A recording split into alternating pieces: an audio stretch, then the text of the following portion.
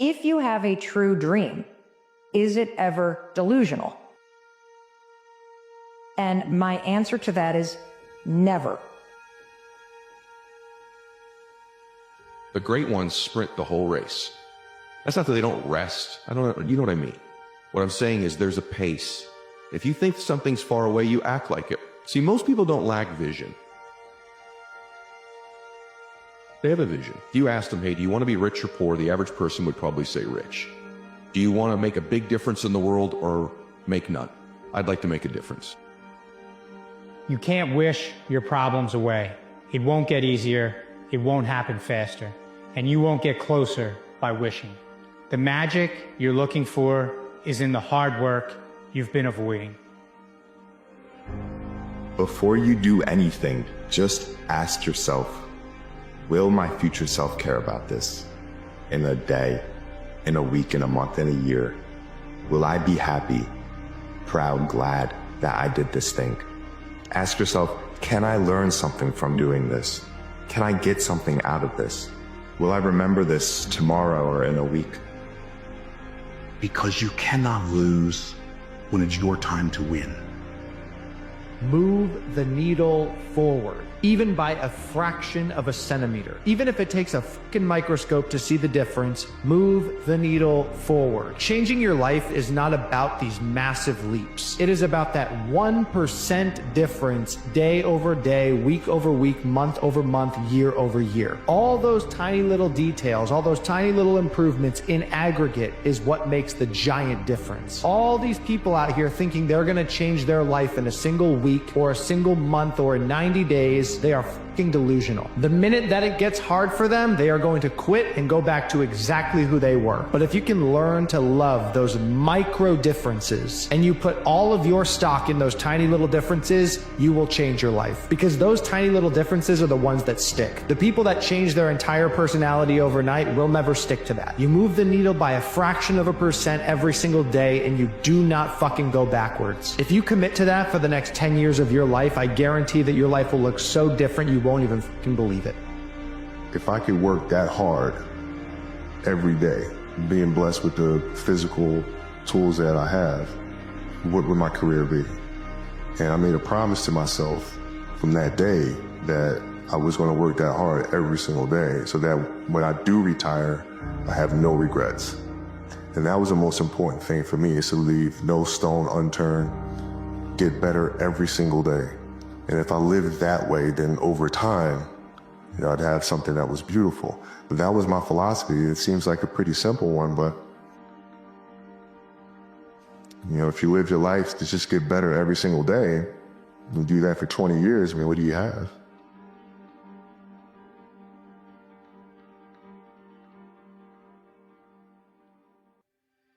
I know from living that if you quit whatever you're trying to accomplish, if you quit, whatever you were trying to accomplish can never happen. There's not even a remote possibility. If you quit, there is no chance of it popping back up again, coming back later. Quitting is guaranteed failure. Only those that can see the invisible can do the impossible. You have to be able to see what doesn't exist in order to be able to pull off or achieve what in most people's minds seems to be impossible. Only those that can see the invisible, being able to see what's not there. What is your vision? What is your idea? What was that God-sent dream? And so whatever the volcano is, you have the capacity to take that volcano on, the capacity to jump in it and find your true identity. Here's another thing that keeps a lot of people from taking on the volcanoes and jumping into the challenges that they're confronted with: the fear of making mistakes or not feeling good enough. Guess what? You're going to make some mistakes. You're going to make a lot of mistakes. Guy said this, and it's true. He said the person who has never made a mistake hasn't done anything. Success and failure are generally slow processes. Either slowly building things up or gradually tearing them down.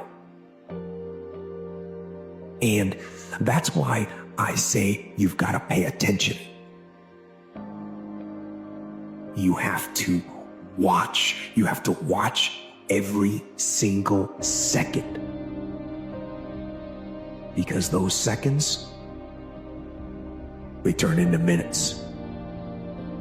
And minutes turn into hours, and hours turn into days, and days turn into years. I may be weak. I'm going through something. It doesn't change who I am. What I'm going through does not change who I am. You're going to make some mistakes if you want to do something out here.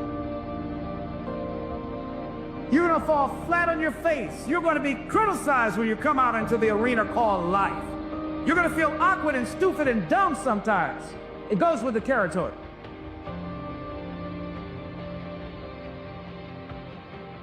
Have to be relentless. You have to never let off the gas, never stop, never quit. Never allow anyone to talk you out of the dream, the vision, and ideas that God has sent you. That second that just went by, that counted. And so did that second. And so did that one. And in those precious seconds, you were either building or you were decaying. You were either gaining ground or you were losing ground in that second. Like, I believe in life, you got two separate people. You got champions, right? And they go through things in life that are self-inflicted. They bring it upon themselves, they get through it, they say, man, I got through. And then you got warriors, right? They walk outside, the wind hits them, knocks them down, they pick up their stuff, they adjust, and they get moving, and they deal with the adversity that they didn't expect. They set their perspective right, and they figure out a way to embrace it and add value to every environment that they go into and every person's life that they come in contact with.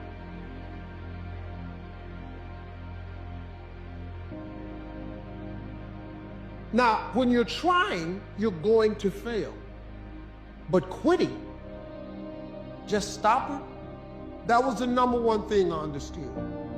And then number two, you have to make sure that your dreams, your aspirations and goals are so big that not accomplishing them is not an option.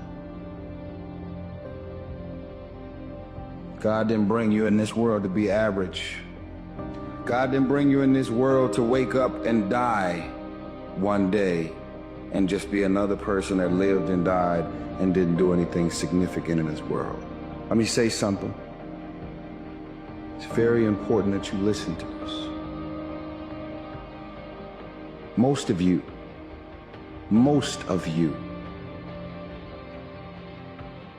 you're so consumed with everything that's going on in the world.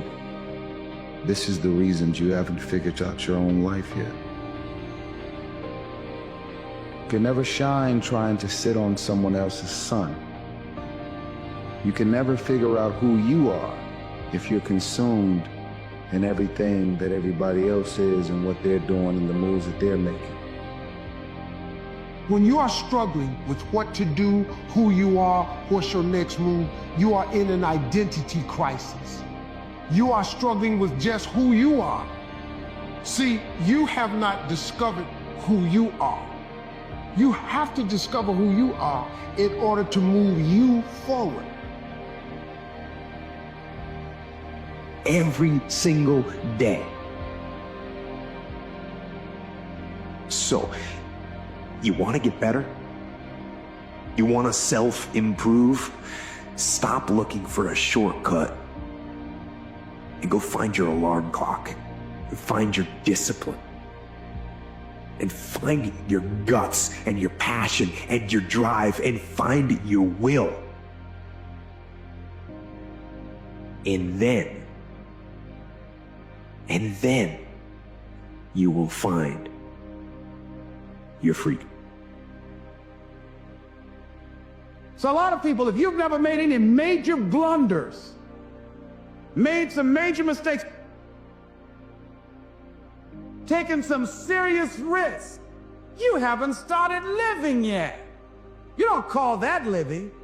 Not rocking the boat, going through life quietly, tiptoeing safely to an early grave.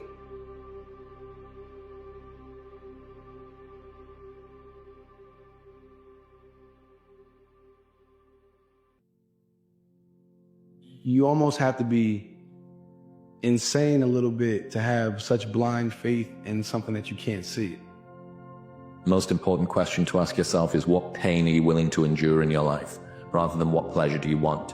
So whatever pursuit it is that you're going through, whatever challenges are placed in front of you, realize that there is value in stepping outside of their comfort, that on the other side of discomfort is something valuable.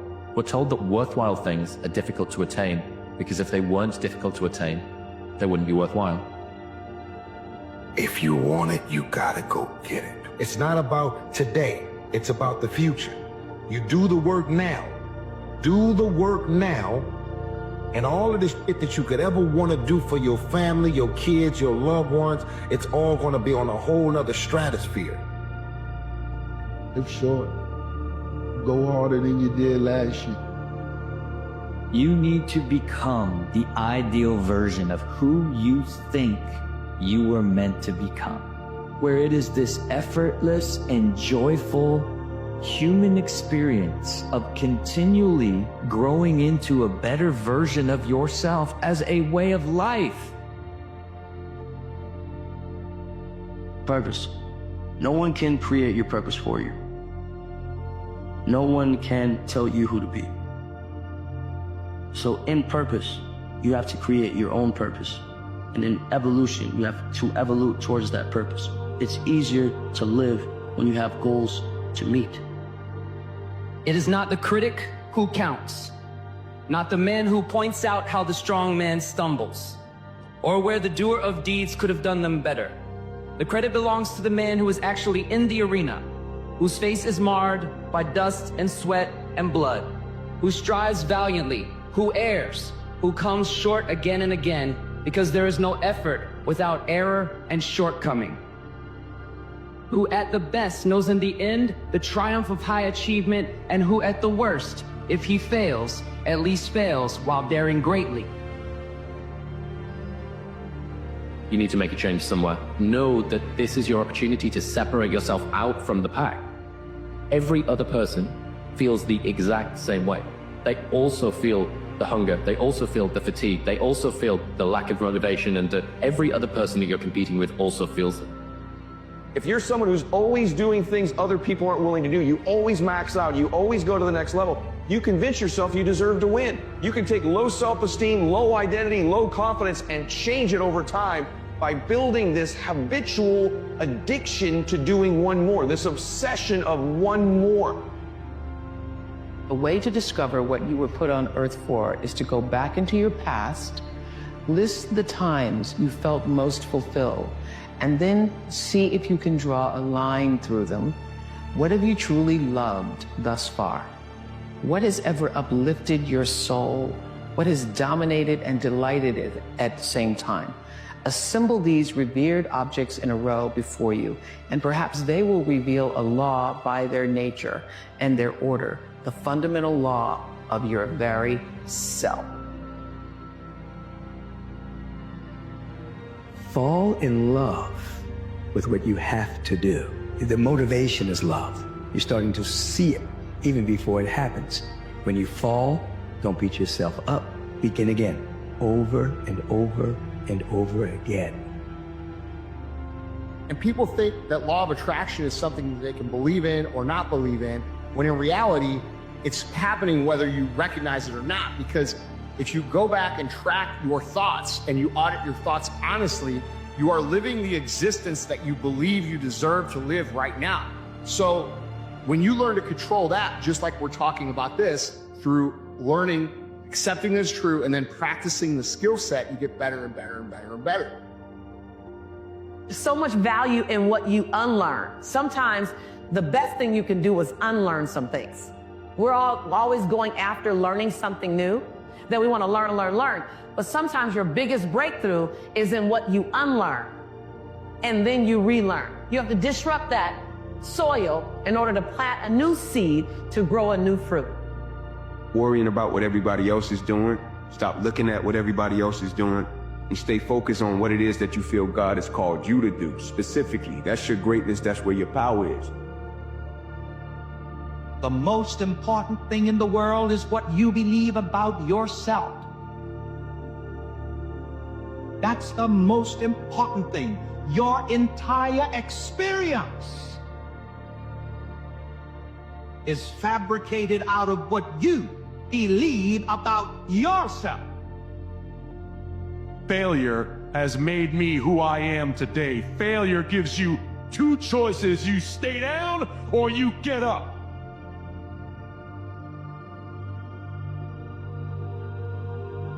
You think jealousy is hatred. That's not what it is at all. Jealousy is desire. Jealousy is a clue. It's a directional signal. It's a dot on the map of your life. And the desire is blocked by fear, or comparison, or insecurity, or stress, or whatever. Instead of aiming that jealousy out at the world or at myself, aim it into inspiration, aim it into motivation. Explore it, lean into it, give yourself permission to have that thing, and then get off your ass and go make it happen. Just don't quit today. Tomorrow will take care of itself. Whatever we got to do tomorrow, just don't quit today. Little step. Tiny step. Tomorrow. What are we going to do? Well, I don't know, but I'm not going to do that today. Just today. All right? Just make one good decision today. When you go to sleep at night, think about your goals for the coming day. Make a list for each day of all the goals, the little goals you're going to accomplish that day. Keep a journal and write down your goals on a regular basis. When you're driving through the day, think about your goals. When you're talking to other people, think about your goals. You see, you do become what you think about most of the time. You do achieve what you think about most of the time. So all successful people think about their goals most of the time. You will never feel ready to do things that scare you. You will never feel ready to jump off the cliff. You will never feel ready to take that leap. Your brain is designed to protect you, and change requires risk. And so you are protecting yourself by saying maybe tomorrow. If you want to change your life, you must make a decision to change your life. It takes power. It takes effort. It takes discipline to break the old you, to break those habits, to break free of the chains that have been holding you back. That's where it takes the most effort. And then once you climb up and you start to get altitude, you start to get elevation, gravity becomes weaker. Your old, weaker self doesn't have the same influence that it had. It's easy to want it. It's easy to think about it. It's easy to dream about it. It's easy to tell people you're going to do it. What's hard is getting up in the morning and doing it. What's hard is doing it when all your friends are telling you not to do it. What's hard is having everything in your life tell you that you should pull the plug on what you're doing right now and go get a normal job like everyone else. Go be like everyone else. Go live the life that everyone else wants you to live, but showing up anyway. That's what's hard. But that's what's actually going to get you where you want to go. Most people never succeed in life because they're waiting for conditions to be perfect. They're waiting for the sun to shine, the temperature to be right, all the stars to align. And I'm here to tell you guys that will never happen. Conditions will never be perfect. Things will never align. There will always be a reason for you to put off what should be done right now for a later time. That is a success and life truth. A warrior is sent. A warrior has or feels the obligation. If something is out of balance out there, I'm going to fix it. Or you try. And if you try and you fail, you try harder next time. but you don't give up.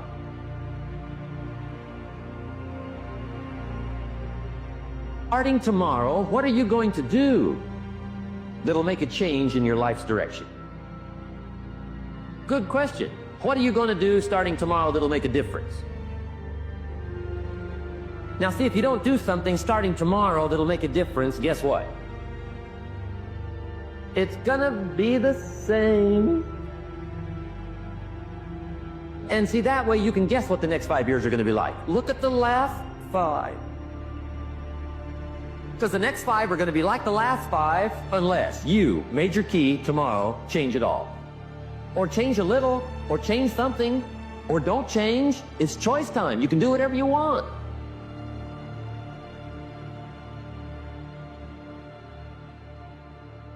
But that hardest part of changing is breaking that gravitational force in the beginning. This stationary inertia of habit that's been controlling you for 7, 10, 15 years. Leave your weak old self behind and go get after it. Everybody has a turn back moment. You have a moment where you can go forward or you can give up. But the thing you have to keep in mind before you give up is that if you give up, the guarantee is it will never happen. That's the guarantee of quitting, that it will never happen no way under the sun. The only way the possibility remains that it can happen is if you never give up no matter what. My view is like, you can't control the outcome all the time. Sometimes it should go the other people's way. It shouldn't always go your way. So you get motivated by the losses, you stay motivated through the winning. What you can control is your process. You can control those intangibles. You can control the work ethic, the consistent discipline, your attitude, your culture, how much you care. All those things are in you. They just need to be drawn out of you. There are going to be days where you get up and you do exactly what you're supposed to do and you work as hard as you possibly can and nothing happens. And on that day, you're going to feel like you're wasting your effort. You're going to feel like you're wasting your time. On that day, you're going to wonder why you're even doing this. But on that day, you're going to promise yourself that you're going to do it again tomorrow. And when tomorrow arrives and the same thing happens, you're going to promise yourself that you're going to do it again the next day. If you keep doing that, one of those days, something's going to happen. So keep showing up. Keep doing the work and trust that one day it's going to lead to what you want. Because if you do the work, it will. If you will change, everything will change for you. If you will get better, everything will get better for you. If you'll change your philosophy, if you'll change your habits, if you'll refine your thinking, if you'll change and accept some new disciplines, if you'll turn the corner, where you've been in the past, go for a new life for the future, all kinds of remarkable things will happen for you if you will change.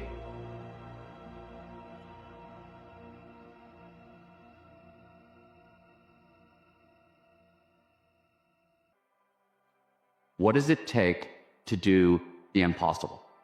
What does it take to achieve paradigm shifting, never seen before breakthroughs? Again, I've worked with thousands and thousands of addicts. I've never met one in my entire life who said, I feel enough. But many who said, I don't feel enough. You know, I'm trying to fill this emptiness inside. You can't fix an emotional pain with stuff. I mean, obviously we think we can. We shop and buy stuff to fill up this pain. But it doesn't work. You have to recognize that what lies beneath self-hatred, self-sabotage, procrastination, and so many more things, is this inner feeling, I'm not enough. Because if you got $1 billion and every day you live pissed off and frustrated, the quality of your life is called pissed off and frustrated. But if you have nothing, but you're euphorically grateful for whatever you have, you're the richest person that you're going to know. It is a state of consciousness known to researchers as flow. Now, you may know flow by other names, right? You may call it runner's high or being in the zone. If you happen to play basketball, you might call it being unconscious. If you're a beatnik jazz musician, you're being in the pocket. If you do stand-up comedy, you're in the forever box. Flow is a technical term. As I mentioned earlier, it is technically defined as an optimal state of consciousness, one where we feel our best and we perform our best. Who's counting on you to be at your best today?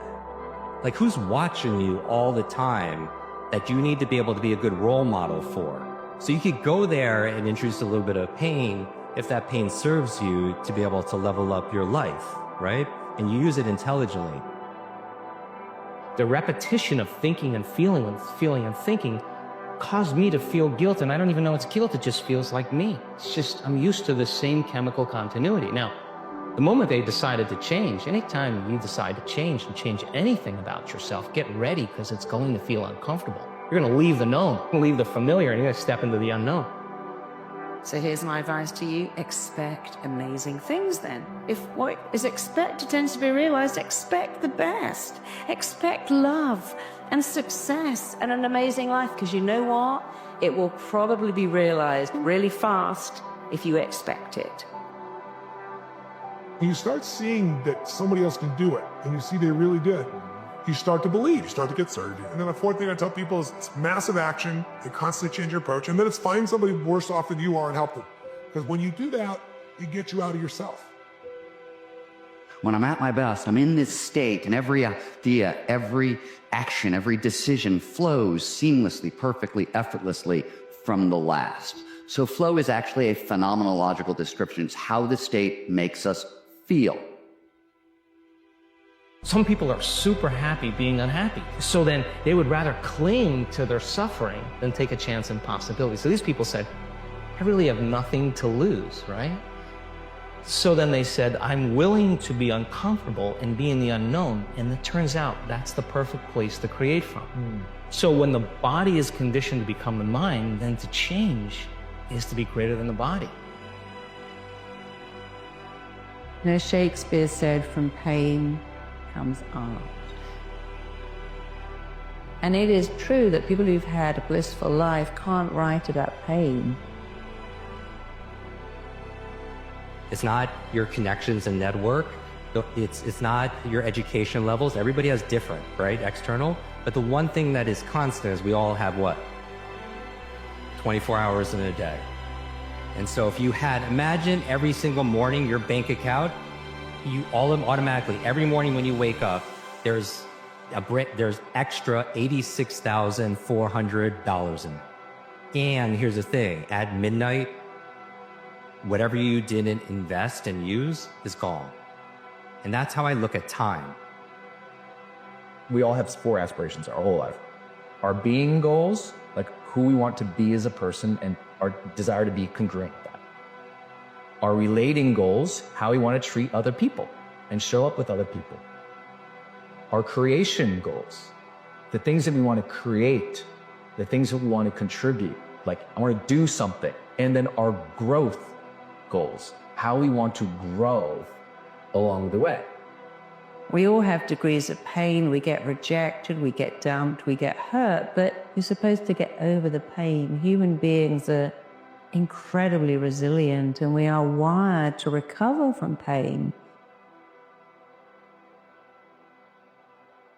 Right? We have 86,400 seconds in a day, and whatever you're not investing in it, into something for your happiness, for your health, for something that's going to outlast you, then you lose it every single day. Nobody changes until they change their energy. And when you change your energy, you change your life.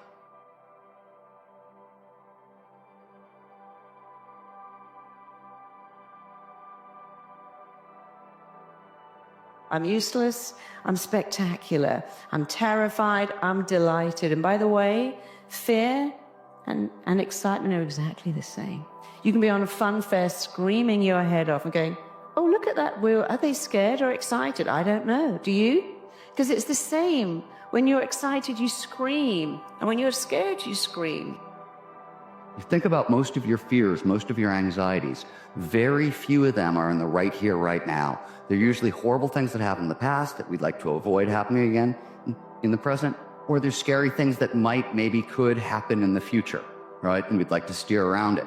When we end up in the deep now, when time gets shut down in the flow state, anxiety disappears. Your stress hormones flood out of your system.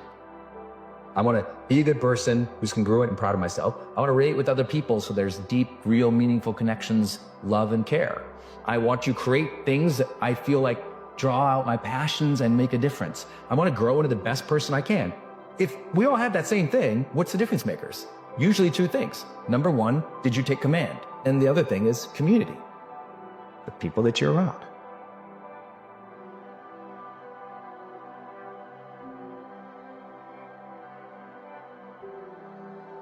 The inner event is an experience enriches the brain. We don't see things how they are. We see things how we are.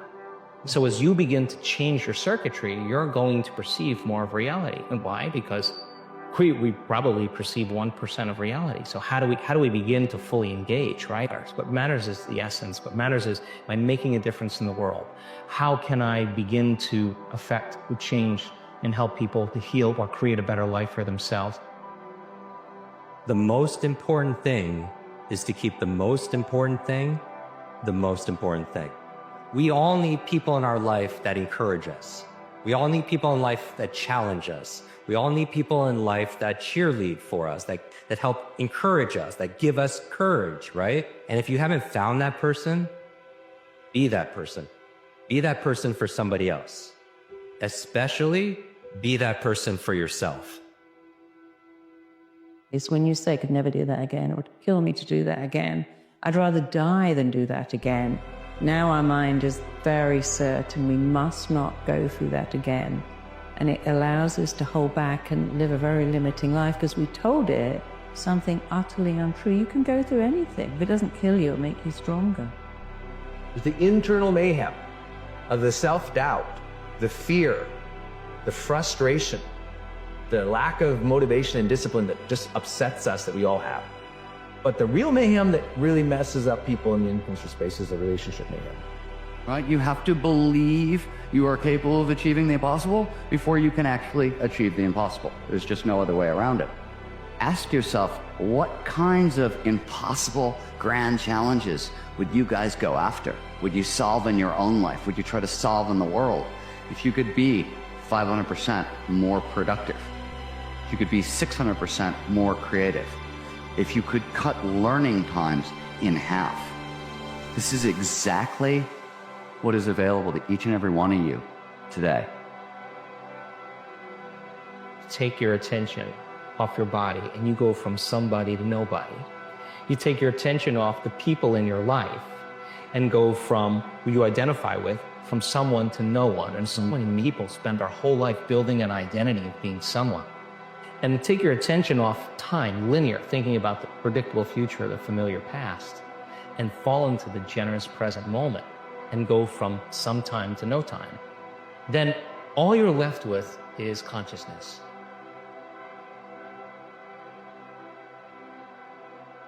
You know, like living your dreams, let's be really frank, can be scary. But you know what's scarier? Not living.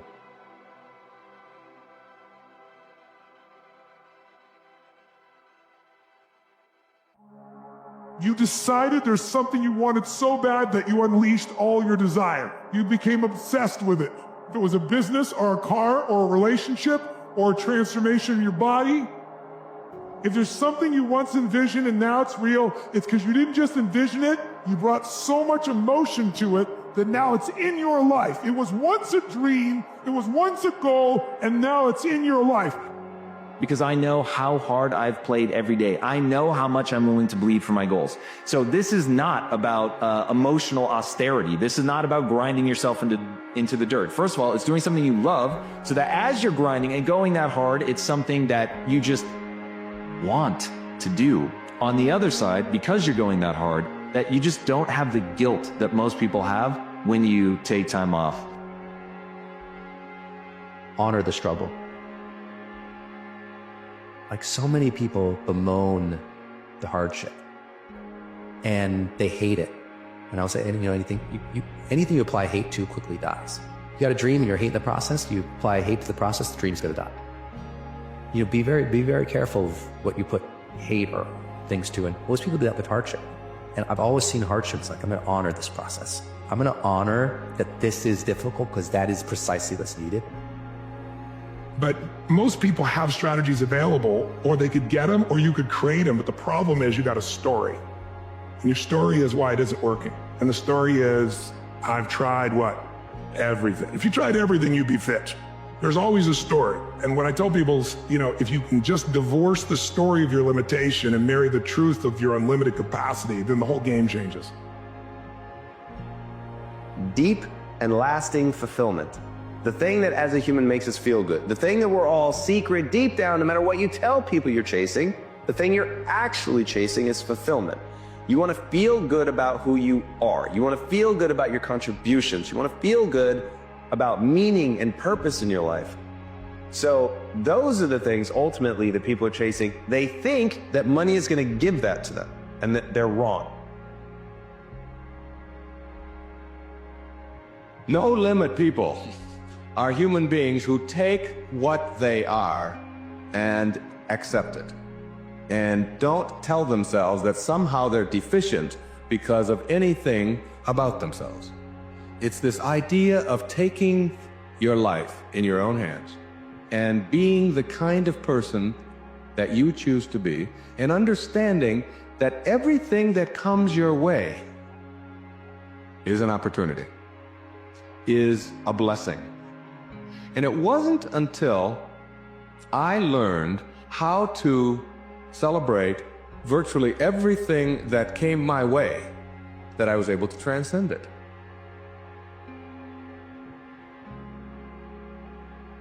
Does the decision that you're about to make expand you, expand your future, or expand the possibilities of your life? If the answer is yes, then the decision is yes, no matter how terrifying it is. Have a mind that is open to everything and attached to nothing. One of the central principles of my life is that no one knows enough to be a pessimist about anything. And that each and every one of us, when we close our mind to what is possible for us or what is possible for humanity, closes off the genius that resides and lives in each and every one of us. Truth is, life will never be joyous unless you break the joy. I really feel like that. So many people are waiting to have happiness, and they're waiting to well, maybe when my boss loosens up, I'll loosen up. Or, when she's vulnerable, I'll be vulnerable. Or it's like we're waiting for something. I'm like, it's not, your life will never be what it is going to be unless you bring that thing. Shakespeare noted, there is nothing good or bad, but thinking makes it so. There's nothing good or bad, right? There's just stimulus, and then there's response. People think that it is objectively a certain way. So now, because they think it is objectively a certain way, they feel they are supposed to react based on those emotions that are getting kicked up in their mind. What I'm saying is absolutely not. Those emotions may not serve you. They're certainly not aimed at moving you towards your goal. Their job is to keep you alive, plain and simple. So that's not necessarily very helpful in a modern context. So if you want to always be moving towards your goal, you want to be optimized, you've got to learn to get control of your emotions. You've got to learn to understand to tell yourself a narrative that isn't predicated on necessarily identifying what is objectively true, because I don't think that we experience the world that way. It's identifying what's going to work to get me to my goal. And if you don't find something that you love what you do, don't bother. Because if you don't have a passion for what you do and you love, it gets old. Okay? Well, if you're not passionate about what you do in life, it gets old, and then it becomes work. And as soon as it becomes work, we're finished.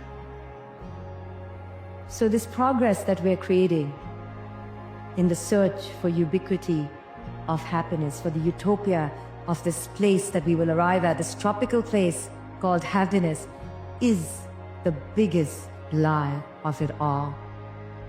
So the truth of our existence is that there is nothing truly on the outside that can ever fill us up. A lot of you feel stuck because you're waiting for some kind of external force to either push you and pressure you to change and to be great and to be amazing, or you're waiting for somebody to give you permission, or then likely no one's coming. The only kind of force that will truly create change in your life is you, the internal kind of force. I hate to say it, but for those of you that feel really, really stuck and you keep thinking that somebody's got to pick me, it's ridiculous. This is external versus internal force. He said, then there are those who reach a stage in which they realize the futility of this constant striving, struggling for the things that perish. Things which, after they are obtained, prove to be shadows. It is at this stage that some persons turn from this seeking for things in the outer realm to a seeking for them from God.